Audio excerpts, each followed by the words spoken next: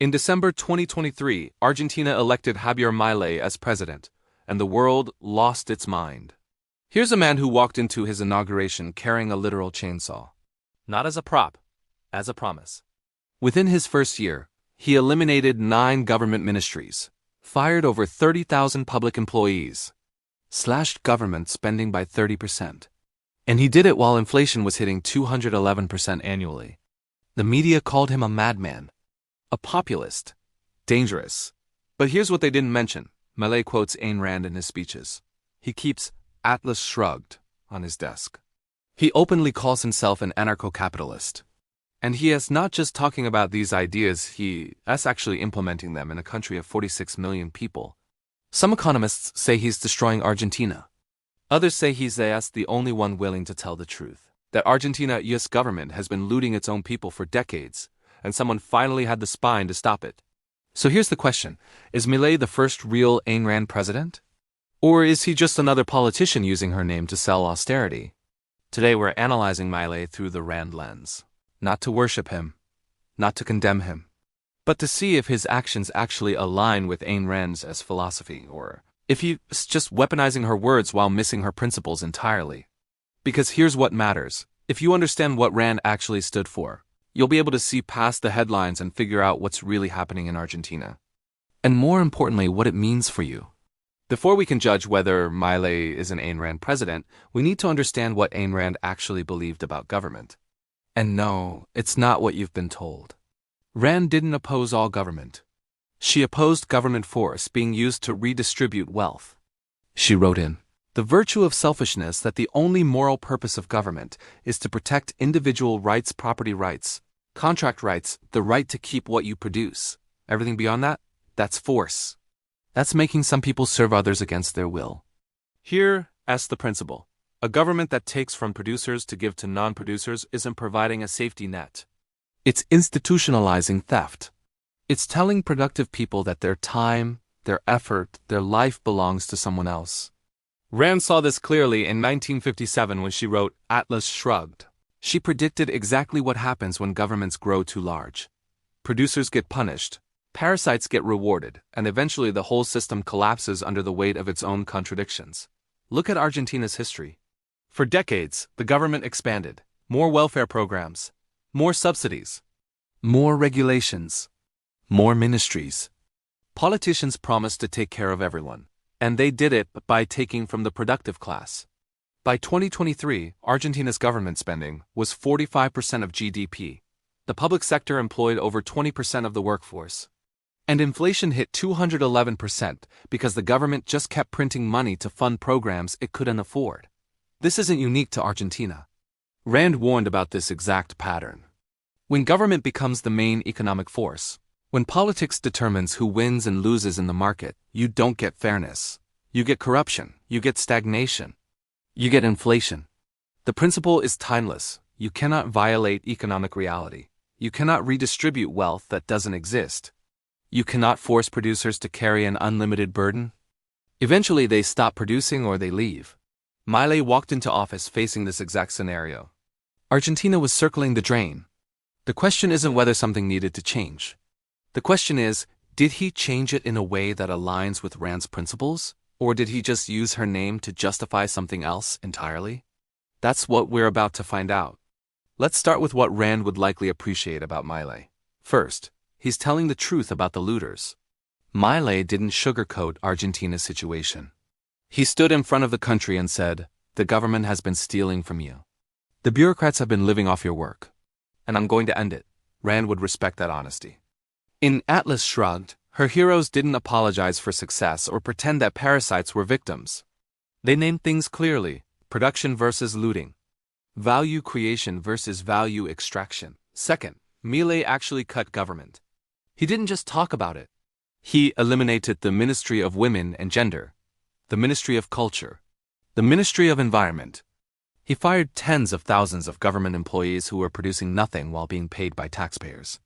Rand wrote, "The question isn't who is going to let me. It's who is going to stop me." Milei acted on that principle. He didn't wait for permission from the political class. He used his electoral mandate to dismantle the apparatus that was destroying Argentina's economy. Third, He's defending individual rights in his rhetoric. Milei talks about property rights, about the right to keep what you earn, about contracts being sacred. These aren't Republican talking points, these are Randian principles. But here's where it gets complicated. Rand would have serious problems with Milei too. He's a social conservative, he's anti-abortion, he's deeply religious. He talks about God in his speeches. Rand was an atheist who saw religion as the enemy of reason. She wrote that faith and force are corollaries, that mysticism leads to sacrifice, and sacrifice requires victims. Milei's economic policies might align with Rand, but his social positions don't. Rand didn't believe in freedom, only in economics. She believed in complete individual sovereignty, including over your own body, your own choices, your own life. So would Rand call Milei her ideal president? No. She'd probably call him a mixed economy of the mind, someone who grasped economic freedom but still clung to moral traditionalism. But would she prefer him to a socialist who expands government? Absolutely. Because at minimum, Milei is moving in the direction of less force, less redistribution, less government control over production. Now let's identify who's who in Argentina's economy. The producers, small business owners, entrepreneurs, farmers, factory workers. Anyone creating actual value, producing actual goods and services that people voluntarily trade for. These people have been crushed for decades. They work, the government takes 50% in taxes, and inflation destroys whatever's left. They watch bureaucrats make twice their salary for doing nothing. They see their competitors get subsidies while they get audited. The parasites, not the poor. Let's be clear about this. Randa's villains were struggling families. They were the political class that used those families as an excuse to expand their own power. In Argentina, the parasites are the thousands of government employees who produce nothing. The politicians who vote themselves raises while the peso collapses. The union bosses who block reforms to protect their own positions. The businessmen who get government contracts instead of competing in the market. Here's what Milei understood. Argentina's government wasn't helping the poor, it was helping itself. The welfare state wasn't lifting people up, it was creating dependency to justify more government. Rand saw this pattern in every welfare state. The stated goal is always compassion. The actual result is always a political class enriching itself while pretending to serve others. When Milei cut 30,000 government jobs, the media called it cruel. But here's the question. Were those jobs producing value, or were they just redistributing it? Were those employees serving citizens, or were they serving themselves? Milei made the producers visible again. He said, "You're not selfish for wanting to keep what you earn. You're not greedy for resenting a system that punishes your success. You're the ones holding this country together, and you deserve better." That's a Randian message. The producers aren't the problem, they're the solution. And any government that treats them as a resource to be exploited is a government at war with reality. So what happens next in Argentina? If Milei's policies continue, here's what Rand's philosophy would predict. Short-term, pain. When you cut government spending by 30%, people who depended on that spending suffer. Government employees lose jobs. Subsidies disappear. Programs shut down. The media will focus on this pain. They'll interview every person hurt by the cuts. They'll show protests. They'll call it a humanitarian crisis. But here's what they won't show. The alternative. If Milei hadn't cut spending, Argentina was heading toward hyperinflation, not 200%. Venezuela level. 10,000%. At that point, everyone suffers, not just government employees, but every single person holding pesos. Rand understood this in Atlas Shrugged. When the economy collapses completely, the looters suffer most because they produce nothing. They only survive by taking from others. When there's nothing left to take, they starve. Medium term. Stabilization. If Milei holds the line, inflation comes down. Why? Because the government stops printing money to fund programs it can't afford. The peso stabilizes, prices become predictable again. Producers start seeing a reason to invest. If you know the government won't just take everything you earn, if you know the currency won't lose half its value next year, you start building for the future. You hire people. You expand, you create value, long-term growth. This is what Rand predicted in every scenario where government gets out of the way. When producers are free to produce, when they're rewarded for success instead of punished, economies explode with innovation and wealth creation. Will Argentina become the next Hong Kong? Maybe, maybe not. But the principle is sound. You cannot redistribute your way to prosperity. You can only produce your way there. The logical consequence of Milei's policies, if sustained, is either economic recovery or political collapse. There's no middle ground. Either Argentina proves that you can reverse the welfare state, or the political class regains power and returns to the old system. Here's what almost everyone misses about the Milei situation. This isn't about left versus right. It's about reality versus fantasy. The media frames this as cruel libertarian versus compassionate socialists. But that's not what's happening. What's actually happening? Argentina spent decades living beyond its means. Politicians made promises they couldn't keep. They created programs they couldn't fund. They printed money to cover the gap. And now reality is demanding payment. Milei isn't the cause of Argentina's pain. He's just the guy who stopped pretending everything was fine. Rand wrote about this in Atlas Shrugged with the character of Mr. Thompson, the head of state who keeps insisting the economy can be managed, controlled, perfected through government planning. And when it all falls apart, he blames the producers for not trying hard enough. That's what Argentina's political class did for decades. They blamed businesses for not paying enough taxes. They blamed the rich for not sharing enough. They blamed markets for not being fair enough. They never blamed themselves for spending money that didn't exist, for creating jobs that produced nothing, for building a system where half the country worked to support the other half, and then wondered why productivity collapsed. Here's what people don't see. Milei's cuts aren't optional. They're inevitable. The only question was whether Argentina would make those cuts deliberately with a plan, with reforms, or whether they'd make them through complete economic collapse. Milei chose the first option. He's trying to do in 5 years what should have been done gradually over 50 years. That's why it's painful. Not because cutting government is inherently cruel, but because the longer you wait to face reality, the more brutal reality becomes. Ayn Rand would say, Argentina's problem isn't that Milei cut too much. It's that previous governments spent too much. The pain you're seeing now? That's the bill coming due. And someone has to pay it. The question isn't whether Argentina should return to the old system. The old system is what created this mess. The question is whether Argentinians will endure the short-term pain of fixing it, or whether they'll demand a return to comfortable fantasies and get Venezuela instead. Okay, so what does any of this have to do with you? You're not the president of Argentina. You can't eliminate government ministries. You're not making policy decisions for 46 million people.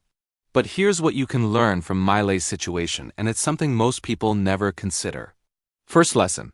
You're probably funding your own parasites. Look at your life right now. Who are you supporting? Not out of genuine love or voluntary trade, but out of guilt, obligation, or fear. Maybe it's a family member who constantly needs just one more loan but never pays you back. Maybe it's a friend who only calls when they need something. Maybe it's a colleague who takes credit for your work while contributing nothing. You're doing exactly what Argentina did.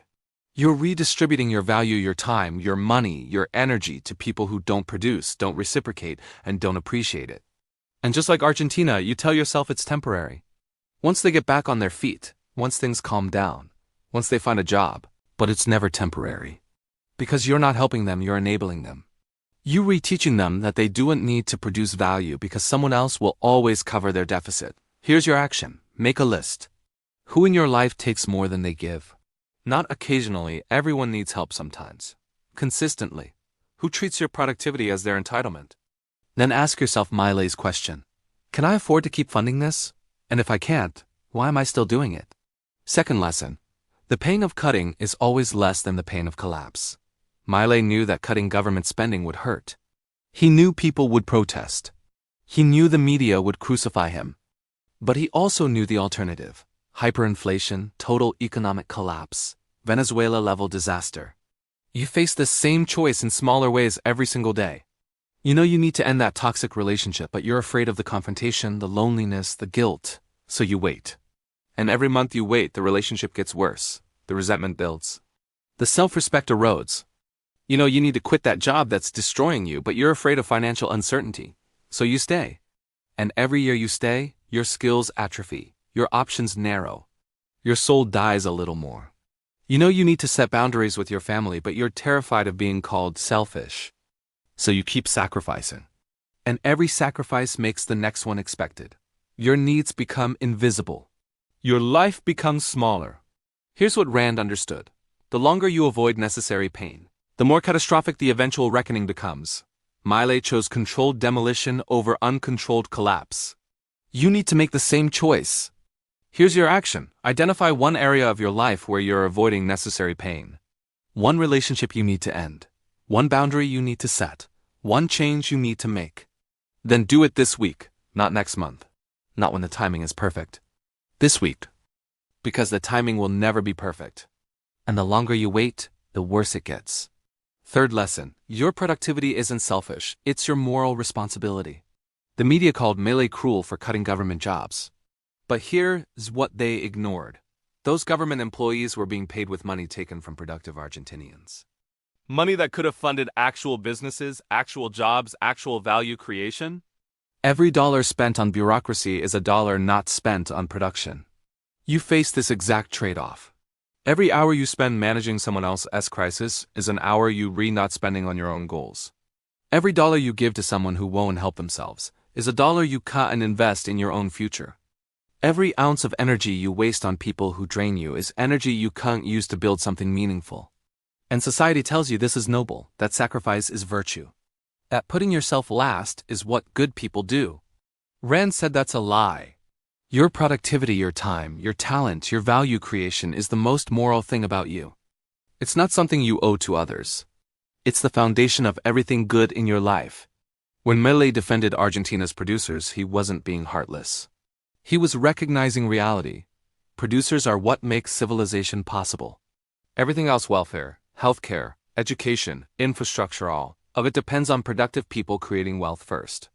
The same is true in your life. You can't help anyone if you've destroyed yourself. You can't support others if you have nothing left to give. You can't be generous if you're broke, burnt out, and resentful. Here's your action. Calculate how much time you spend each week on truly productive activity work that creates value, learning that builds skills, relationships that energize you. Then calculate how much time you spend on maintenance of other people's problems, listening to complaints, managing drama, fixing mistakes that aren't yours. If the second number is larger than the first, you're Argentina before Milei. You're funding parasites with resources you need for production. And eventually you'll collapse. The bottom line, you don't need to be president to apply Rand's principles. You just need to recognize that the same dynamics playing out in Argentina are playing out in your personal life. You have limited resources, time, money, energy. You can invest them in production or waste them on parasites. You can face reality now or face catastrophe later.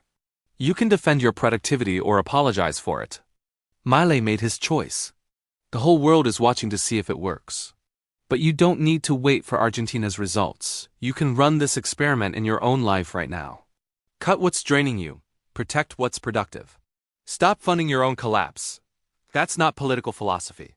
That's practical survival. And it works whether you're running a country or just running your own life. Here's what matters beyond Milei, beyond Argentina, beyond any specific politician or country. Milei will eventually leave office. Argentina's economy will either recover or collapse. In 20 years, this will all be a case study in economics textbooks, but the principle Ayn Rand identified? That principle is permanent. The principle is this: you cannot escape economic reality through politics. Every government in history has tried. They print money and pretend it creates wealth. They pass laws and pretend they suspend cause and effect. They redistribute resources and pretend production is infinite. And every single time reality wins. Rand saw this pattern everywhere. The Soviet Union tried to abolish private property and create collective abundance. Result? Starvation and gulags. Venezuela tried to nationalize industries and redistribute oil wealth. Result? People eating zoo animals and fleeing the country. It's not that these systems failed because of bad implementation. They failed because they're based on a fundamental lie.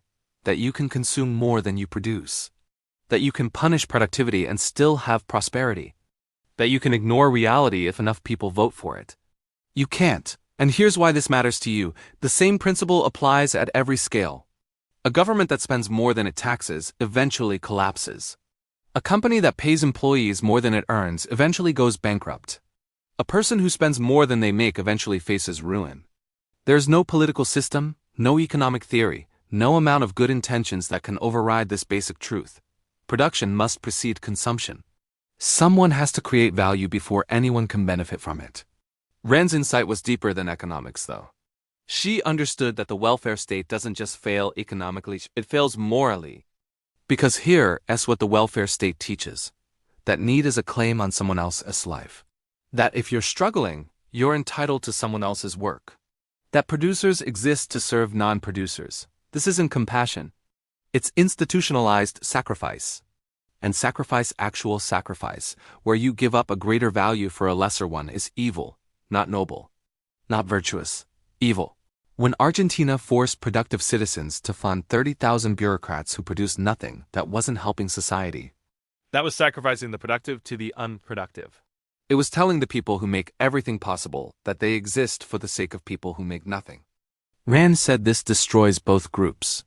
The producers lose their motivation. Why work harder if everything gets taken? The dependents lose their dignity. Why develop skills if you're entitled to support anyway? The welfare state doesn't create equality, it creates resentment. Producers resent being exploited. Dependents resent being patronized. And the political class laughs all the way to the bank while everyone else suffers. This is the timeless lesson. Any system built on forced sacrifice will eventually collapse. Because you're asking the best people to serve the worst outcomes. You're punishing success and rewarding failure. And that cannot be sustained. So was Rand right about everything? No. She was wrong about plenty of things. Her personal life was a mess. Some of her followers turned her philosophy into a cult. She made predictions that didn't come true. But on this principle that you cannot build prosperity on the sacrifice of producers, she was absolutely, undeniably correct. Every welfare state proves it. Every socialist experiment proves it. Every attempt to redistribute wealth without creating it proves it. The producers hold up the world. Not because they're better people, not because they're morally superior, but because they're the ones creating value.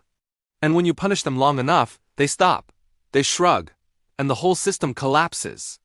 That's not ideology, that's physics. Milei might succeed in Argentina. He might fail. But whether he succeeds or fails doesn't change the principle. You cannot violate reality forever. You cannot force producers to carry an unlimited burden. You cannot build a society where the capable exist to serve the incapable. Sooner or later, reality demands payment. The only question is whether you face that reality while you still have options, or whether you wait until collapse is the only option left. That was Argentina's choice. That's every country's choice. And that's your personal choice every single day. Do you face reality now while it's still manageable? Or do you keep pretending until there's nothing left to pretend with? Rand knew the answer. Milei is betting his presidency on it. And you need to decide for yourself. Are you going to keep funding the fantasy? Or are you ready to face the truth? Because the truth is coming whether you're ready or not. So let's answer the original question. Is Milei the first real Ayn Rand president? Here's the honest answer. No, not fully. A real Ayn Rand president would defend individual rights across the board, economic and personal. Milei defends economic freedom but restricts personal freedom through social conservatism. Rand would call that a contradiction. But is Milei the closest thing we've seen to a Randian leader in modern politics? Probably yes. He's doing what almost no politician has the courage to do, actually cutting government, actually defending producers, actually telling the truth about who creates value and who extracts it. He is proving that you can face economic reality head-on, that you don't have to keep pretending the welfare state is sustainable just because it's politically popular. Will he succeed? We don't know yet. Argentina could pull off an economic miracle. Or the political class could regain power and return to the same failed policies. But here's what we do know.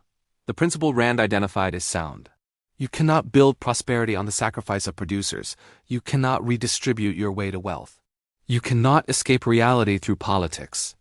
Milei is testing that principle at scale. And whether you love him or hate him, you should be paying attention. Because the same dynamics he is dealing with in Argentina are playing out in your own life every single day. Now here's what I want from you. What political event or figure should I analyze next through the Rand lens? Drop it in the comments. A specific policy, a controversial leader, an economic crisis. Whatever you want me to break down using Rand's principles, tell me, and I'll make it happen. If this analysis helped you see the Milei situation differently, hit that like button. It tells me you want more content like this, real philosophy applied to real events, not just abstract theory. And subscribe to this channel if you want to keep seeing the world through the Rand lens, because I'm just getting started.